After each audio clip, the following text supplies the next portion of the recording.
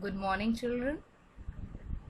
हमने इस पाठ का आधा भाग पहले ही पढ़ लिया है और जैसा आप लोगों को याद हो, हम लोगों ने पढ़ा था कि ज़ोर से बारिश हो रही थी और गीदड़ और गीदड़ी जाकर के शेर की गुफा में छिप गए थे और उन लोगों ने एक योजना बनाई थी जिसमें गीदड़ी ने जंजीरा बनकर और गीदड़ ने तीसमार खां बनकर शेर को बेवकूफ़ बनाया था।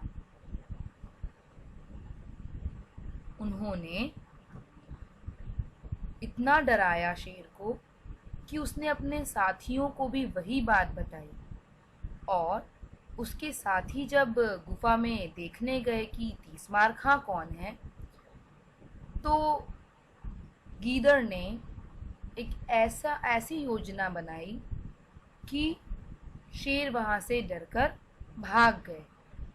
गीदड़ ने शेरों को खाने की योजना बनाई, शेरों को खाने की बात की, जिससे शेर डर गए और सभी को लगने लगा कि तीसमार खां कोई भयानक और शक्तिशाली जीव है। तभी लोमड़ी ने भी शेरों को डर के भागते हुए देख लिया और गुफा में ऐसा कौन सा जानवर आया है जो शेर से भी ज़्यादा बलवान है, यह देखने चली गई। लोमड़ी को तो विश्वास नहीं हो रहा था कि शेर से भी ज़्यादा शक्तिशाली कोई जानवर हो सकता है। शेर को लोमड़ी पे ज़रा भी भरोसा नहीं था। शेर ने लोमड़ी को अपने से एक रस्सी से बांधकर रखा और वह दोनों गुफा की ओर चले गए। लोमड़ी ने मजबूत रस्सी के एक सिरे से शेर को और दूसरे से खुद को बांध लिया और चल दिए गुफा के तरफ। लोमड़ी आगे आगे, शेर पीछे पीछे। गीदड़ ने उन्हें आते देखा तो मुस्कुराने लगा। उनके गुफा के पास आते ही गीदड़ चिल्लाकर बोला, लोमड़ी की बच्ची, मैंने तुझे तो 2 शेर लाने को कहा था, तू या मरियल सा एक ही शेर लेकर आई। यहाँ पर गीदड़ ने लोमड़ी को ही गलत बना दिया। शेर को सिर्फ उसकी आवाज़ सुनाई दे रही थी और शेर उसकी बातों में आ गया और धोखा खा गया। इतना सुनना था कि शेर धोखा धोखा चिल्लाता हुआ सिर पर पांव रखकर भागा। इतना सुना शेर ने और वह बहुत जोर से भागने लगा। क्या कहते हुए भागा? धोखा धोखा। सिर पर पांव रखकर भागने का अर्थ क्या है?